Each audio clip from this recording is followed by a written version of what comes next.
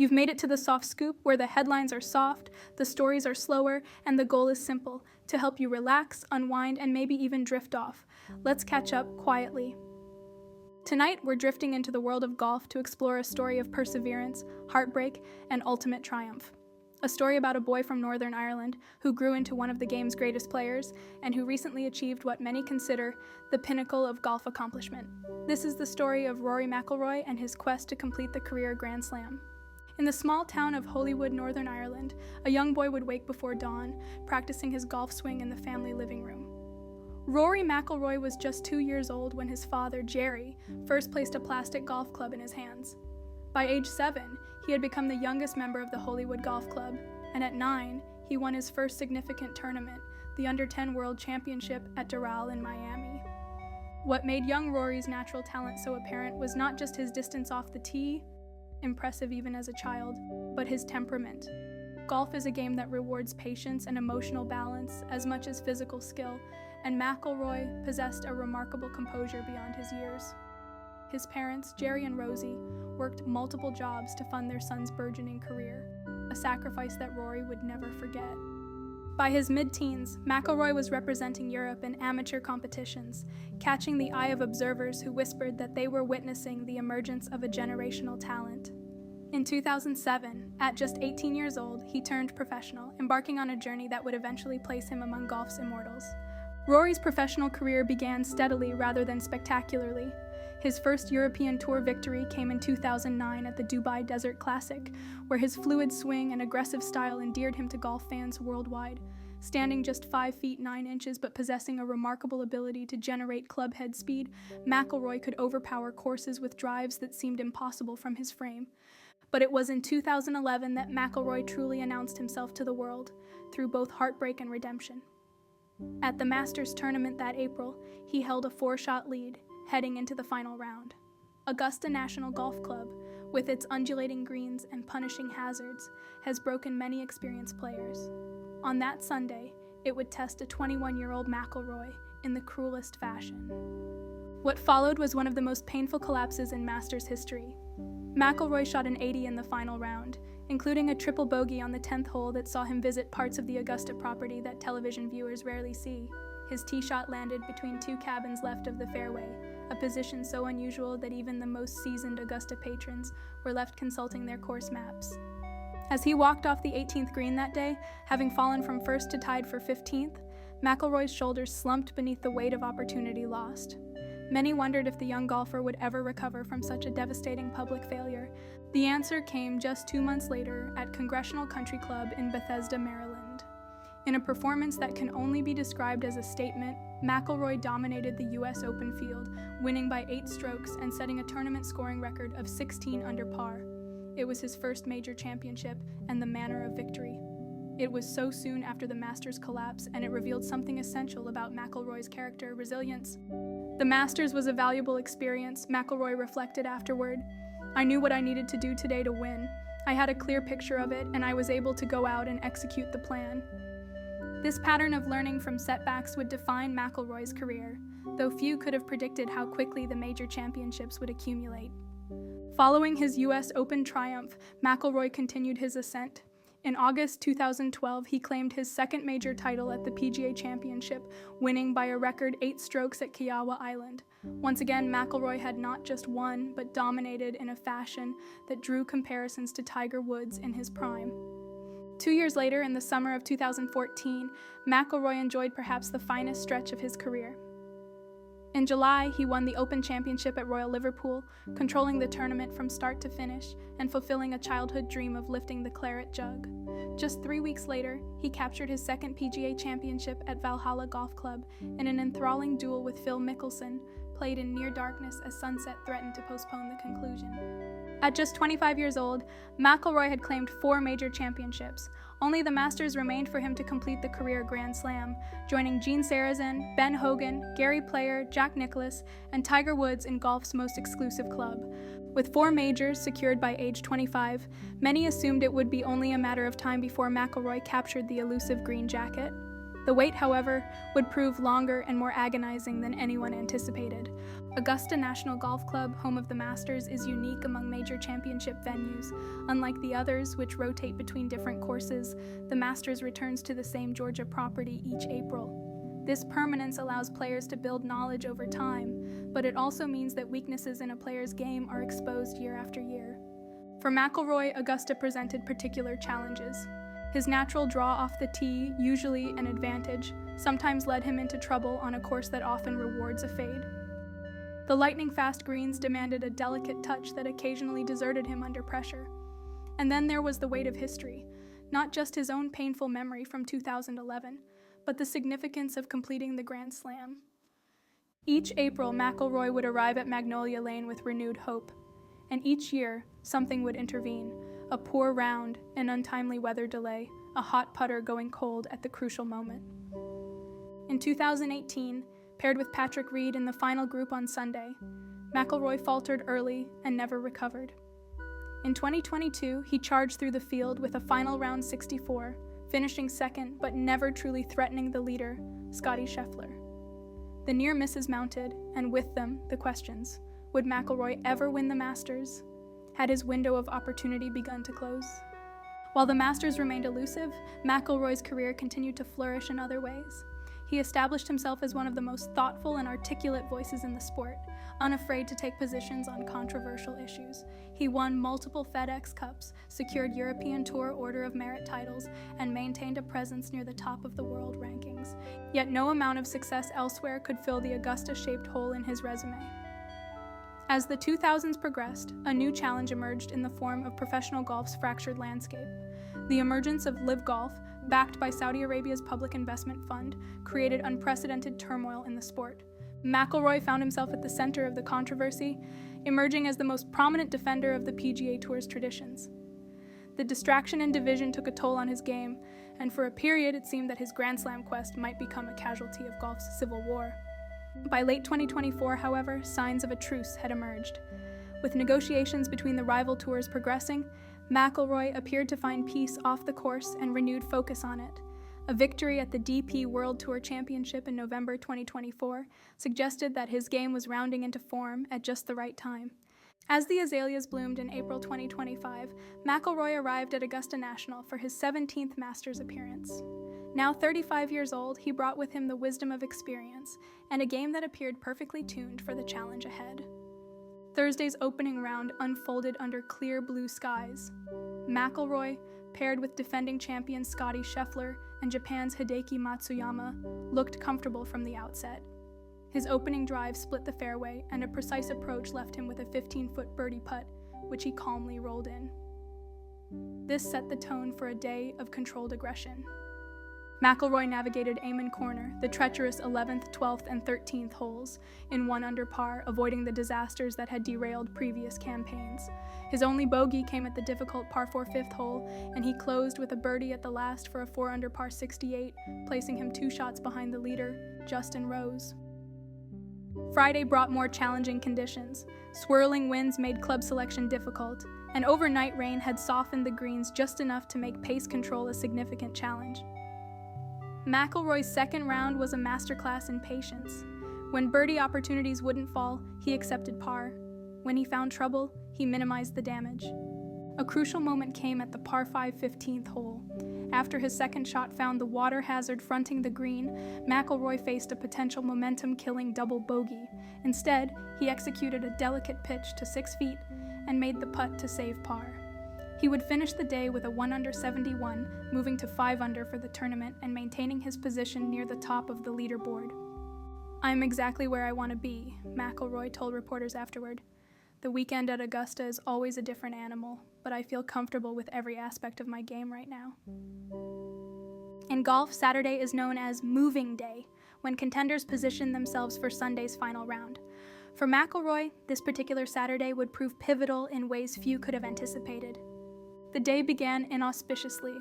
A 3-putt bogey at the first hole momentarily dropped him further behind Rose, who had extended his lead with a birdie. But McIlroy responded immediately, birdieing the par 5 second hole and adding another at the difficult par 4 fifth. As the leaders navigated the front 9, the leaderboard became increasingly congested. Brooks Koepka, a 5-time major champion, surged with 3 consecutive birdies. Scottie Scheffler, seeking his second green jacket, played with machine-like consistency, and Justin Rose, the 44-year-old Englishman seeking his first Masters victory, refused to falter. McIlroy reached the turn in 1 under 35, solid if unspectacular. What followed on the back 9, however, was nothing short of magical. A birdie at the 10th, the very hole that had unraveled his dreams in 2011, seemed to free something in McIlroy's mind and swing. At the treacherous par 3 12th, where so many Masters' hopes have drowned in Rays Creek, McIlroy's 9-iron shot never left the flag, stopping just 3 feet from the hole for a straightforward birdie. Eagle at the par 5 13th, birdie at the par 5 15th, another birdie at the par 3 16th, where his shot traced the contours of the green before settling 7 feet from the cup. When McIlroy walked off the 18th green, having posted a 7 under 65, he had turned a 3-shot deficit into a 2-shot lead. The Augusta patrons, always appreciative of virtuoso performances, gave him a standing ovation that echoed through the Georgia pines. In the press room afterward, McIlroy maintained his composure, but a slight tremor in his voice betrayed the emotion bubbling beneath the surface. "There's still a lot of golf to be played," he cautioned. "Augusta has a way of testing you in ways you can't prepare for.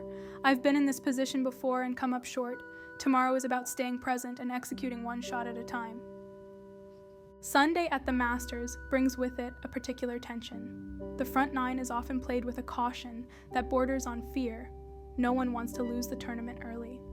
The back 9, by contrast, typically delivers drama that has made this tournament the most anticipated in golf. McIlroy, dressed in his traditional final round red shirt, arrived at the course 3 hours before his tee time. His warm-up session, observed by keen-eyed golf analysts, appeared flawless. Every drive split the center of the range. Iron shots rose and fell with perfect trajectory. Putts rolled true. Yet golf is a game that offers no guarantees, and the Masters most of all.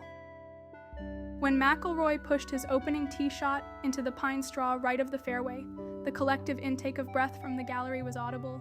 A bogey at the first hole cut his lead to 1, and suddenly the ghosts of Masters past seemed to hover at the edges of awareness. Justin Rose, playing alongside McIlroy in the final pairing, sensed the opportunity. The veteran Englishman, runner-up at Augusta twice before, applied pressure with steady golf, carding pars, while McIlroy struggled with his timing. By the time they reached the 7th tee, the leaderboard had shifted dramatically. Rose now led by 1, with McIlroy having bogeyed the 5th hole as well.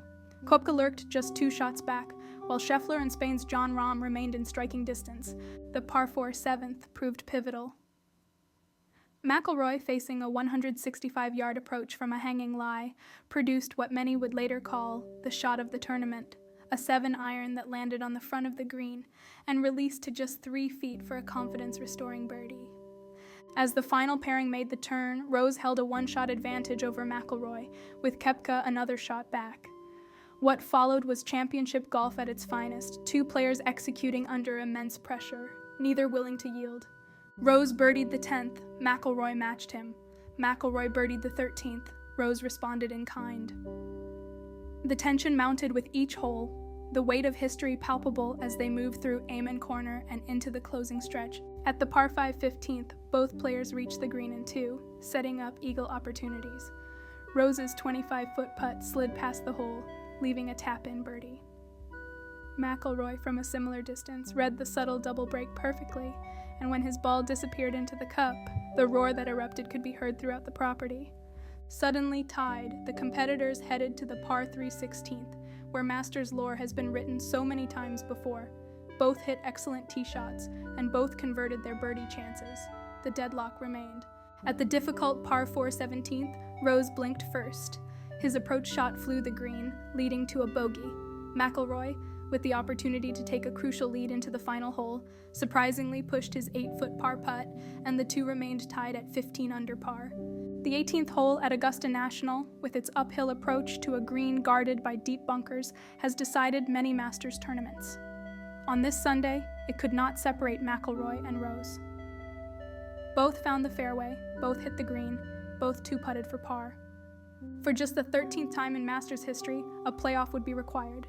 The Masters utilizes a sudden death playoff format, beginning at the 18th hole and, if necessary, continuing to the 10th hole, alternating between the two until a winner emerges. As McIlroy and Rose returned to the 18th tee, the late afternoon sun cast long shadows across the fairway. Both players had experienced major championship pressure before, but this moment carried a unique significance. For Rose, perhaps his final chance at a green jacket at age 44. For McIlroy, the culmination of a 14-year quest for the career Grand Slam. The playoff began with both players finding the fairway.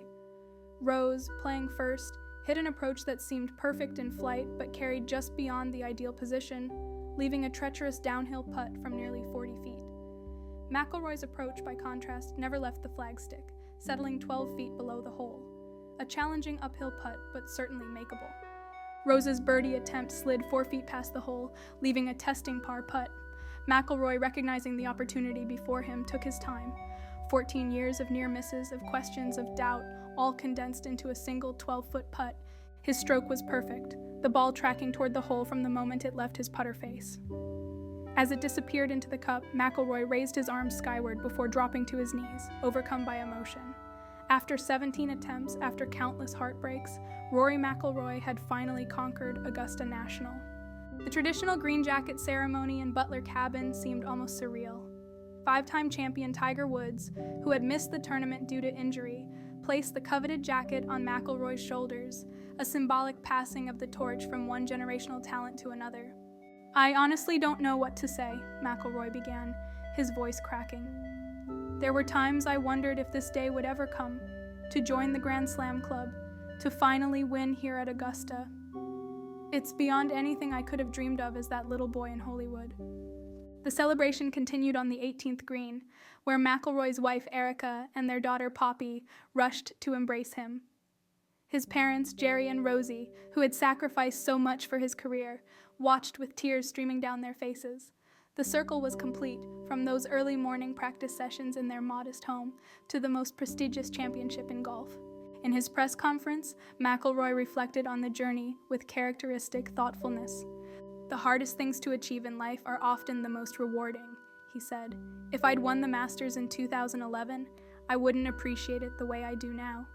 Every disappointment, every near miss, they all led to this moment, and I wouldn't change a thing." With his Masters victory, McIlroy became just the 6th player in history to complete the modern career Grand Slam, joining Gene Sarazen, Ben Hogan, Gary Player, Jack Nicklaus, and Tiger Woods. At 35, he was younger than Sarazen, Hogan, and Player when they completed their Grand Slams, though older than Nicklaus and Woods.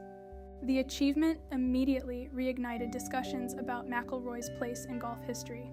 With 5 major championships, the 2011 US Open, 2012 and 2014 PGA Championships, 2014 Open Championship, and now the 2025 Masters, he had undoubtedly secured his position among the game's all-time greats.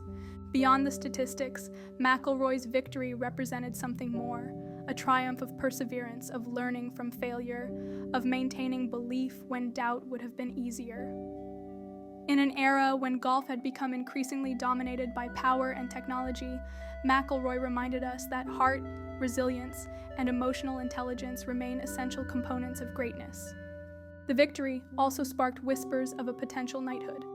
British athletes like Andy Murray and Lewis Hamilton had received the honor for achievements of similar magnitude, and McIlroy, representing Northern Ireland with such distinction for so many years, seemed a worthy candidate. When asked about this possibility in subsequent interviews, McIlroy responded with characteristic humility. "That's not something I've ever played for," he said. "The motivation has always been personal, to see how good I could become, to test my limits, to make my family proud. Everything else is just a bonus." With the career Grand Slam now secured, questions naturally turned to McIlroy's future goals. At 35, he remained in his competitive prime, with potentially another decade of major championship opportunities ahead.